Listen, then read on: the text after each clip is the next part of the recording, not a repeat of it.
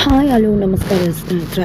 ಇಲ್ಲಿ ದೃಷ್ಟಿಯ ಮುಂದೆ ಮೂರು ಅಕ್ಕ ತಂಗಿಯರ ಕುತಂತ್ರ ಬಯಲಾಗ್ತದ. ಹಾಗಾದರೆ ಇಲ್ಲಿ ಅಕ್ಕ ತಂಗಿಯರು ವರ್ಸಸ್ ದೃಷ್ಟಿ ಏನಾಗ್ತದ, ಇದರ ನಡುವೆ ದತ್ತಾಬಾಯಿ ಕಣ್ಣೆದುರು ಸಿಕ್ಕಿ ಬೀಳ್ತಾರ. ಇದು ಎಲ್ಲವನ್ನ ಕೂಡ ತಿಳ್ಕೊಬೇಕು ಅಂದರೆ ಈಗಲೇ ನಿಮ್ಮ ಈ ಚಾನಲ್ನ ಸಬ್ಸ್ಕ್ರೈಬ್ ಮಾಡಿ, ಹಾಗೆ ಈ ಒಂದು ವಿಡಿಯೋವನ್ನು ಪೂರ್ತಿಯಾಗಿ ನೋಡುವುದನ್ನು ಮರಿಬೇಡಿ. ಇಲ್ಲಿ ದೃಷ್ಟಿ ಮೂವರು ಅಕ್ಕ ತಂಗಿಯರಿಗೂ ಕೂಡ ಶರು ಕರೆದಿದ್ದಾಳೆ ಅನ್ನೋ ರೀತಿಯಲ್ಲಿ ಶರುಗೆ ಬೇರೆ ಅಕ್ಕ ತಂಗಿಯರು ಕರೆದಿದ್ದಾರೆ ಅನ್ನೋ ರೀತಿಯಲ್ಲಿ ಪತ್ರವನ್ನು ಬರೆದಿಟ್ಟು ಕರೀತಾಳೆ. ಈ ಕಡೆ ಮೂವರು ಕೂಡ ಒಂದೇ ಜಾಗದಲ್ಲಿ ಭೇಟಿ ಆಗ್ತದ ಹಾಗೆ ಯಾಕೆ ಅನ್ನೋ ಪ್ರಶ್ನೆ ಮೂವರಲ್ಲೂ ಕೂಡ ಬರುತ್ತೆ. ಬಟ್ ಪ್ರಶ್ನೆ ಹೇಳ್ತಿದ್ದಾಗೆ ಶರುಗೆ, ಹೇಮಾಗೆ, ನೇತ್ರಾಗೆ ಮೂವರಿಗೂ ಕೂಡ ಶಾಕ್ ಆಗದ. ಬಿಕಾಸ್ ಅಲ್ಲಿ ಶರು, ನೀವಿಬ್ರು ನನ್ನ ಯಾಕೆ ಕರೆದಿದ್ರ, 3 ಜನ ಕೂಡ ಮನೇಲಿ ಇಲ್ಲದೆ ಇದ್ದಾಗ ಅನುಮಾನ ಬರೋದಿಲ್ವಾ ಅಂತ ಹೇಳಿದ್ರೆ ಇವರಿಬ್ರಿಗೆ ಶಾಕ್ ಆಗುತ್ತೆ. ನೀನೇ ಅಲ್ವದಿ ನಮ್ಮನ್ನು ಕರೆದಿತ್ತು ಅಂತ ಇಲ್ಲಿ ನೇತ್ರ ಹೇಳ್ತಿದ್ದಾರೆ, ನಾನು ಕರೆದಿದ್ದ ಅಂತ ಹೇಳಿದಾಗ ಅವರಿಬ್ರು ಪತ್ರ ತೋರಿಸ್ತಾರೆ ಶರು ಹೆಸರಲ್ಲಿ ಬರ್ತಿರೋದನ್ನು. ಬಟ್ ಇಲ್ಲಿ ಶರು ಕೂಡ ನೀವಿಬ್ರು ಪತ್ರ ಬರ್ತಿತ್ತಲ್ವ ನನ್ನನ್ನು ಇಲ್ಲಿಗೆ ಬರೋದಕ್ಕೆ ಅಂತ ಹೇಳಿ ಶರು ಹೇಳ್ತಾಳೆ. ಆನಂತರ ನಮ್ಮನ್ನು 3 ಜನ ಕೂಡ ಒಟ್ಟಿಗೆ ಕರೆದಿದ್ದಾರೆ ಅಂದ್ರೆ ಯಾರಿಗೂ ಏನೋ ಅನುಮಾನ ಬಂತ, ಬೇರೆ ಯಾರೋ ಇಲ್ಲಿ ಆಟ ಆಡ್ತಿದ್ದಾರೆ, ಅವರಿಲ್ಲಿಗೆ ಬರೋಕ್ಕೂ ಮುನ್ನ ನಾವು 3 ಜನ ಕೂಡ ಇಲ್ಲಿಂದ ಹೊರಡಬೇಕು ಅಂತ ಹೇಳಿ ಹೊರಡ್ತಿದ್ದಾಗೆ ಅಲ್ಲಿಗೆ ದೃಷ್ಟಿ ಎಂಟ್ರಿ ಕೊಡ್ತಾಳೆ. ದೃಷ್ಟಿ ಎಂಟ್ರಿ ಕೊಟ್ಟದೆ ಶಾಕ್ ಆಗ್ತಾರೆ ಎಲ್ಲರೂ ಕೂಡ. ಇದರ ನಡುವೆ ದೃಷ್ಟಿ ನಾನೇ ನಿಮ್ಮ 3 ಜನನೂ ಕೂಡ ಕರೆದಿತ್ತು ಅಂತ ಹೇಳ್ತಿದ್ದಾರೆ.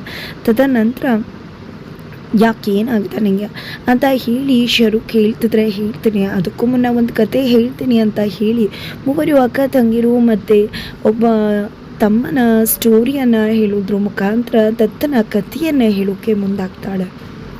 ಈ ಒಂದು ಕತೆ ಮಧ್ಯದಲ್ಲೇ ಇಲ್ಲಿ ನೇತ್ರ ಏನು ಮಾತಾಡ್ತಿದ್ಯಾ, ಏನು ಹೇಳ್ತಿದ್ಯೋ ಅದನ್ನು ನೇರವಾಗಿ ಹೇಳು, ಇದನ್ನು ಬಿಟ್ಟು ಈ ರೀತಿ ಸುತ್ತಿ ಬಳಸಿ ಹೇಳೋ ಅವಶ್ಯಕತೆ ಇಲ್ಲ, ನಮಗೆ ಗೊತ್ತಾಗ್ತದೆ ನಮ್ಮ ಬಗ್ಗೆನೇ ಹೇಳ್ತಿದ್ಯಾ ಅಲ್ವಾ ನೀನು ಅಂದ ತಕ್ಷಣ ಇಲ್ಲಿ ದೃಷ್ಟಿ ಚಪ್ಪಾಳೆ ಬಡಿತಾರೆ. ಈ ಕಡೆ ಶರು ಅಂತೂ ಬಾಯಿ ಬಿಟ್ಬಿಟ್ಲಲ್ಲ, ಏನಪ್ಪ ಮಾಡೋದು ಅಂತ ಅನ್ಕೋತಾಳೆ. ಜೊತೆಗೆ ನನಗೆ ಉತ್ತರ ಕೊಡಿ, ನಿಮ್ಗೆ ಹಾಗೆ ಅಷ್ಟು ನಿಮ್ಮನ್ನು ಪ್ರೀತಿಸೋ ಅಣ್ಣನ ಮೇಲೆ, ತಮ್ಮನ ಮೇಲೆ ಅಷ್ಟು ದ್ವೇಷ ಮಾಡ್ತೀರಾ ಅನ್ನೋ ಪ್ರಶ್ನೆಯನ್ನು ಇಲ್ಲಿ ದೃಷ್ಟಿ ಬಂದಿರ್ತದಾಳೆ. ಯಾರು ಹೇಳಿದ್ದು?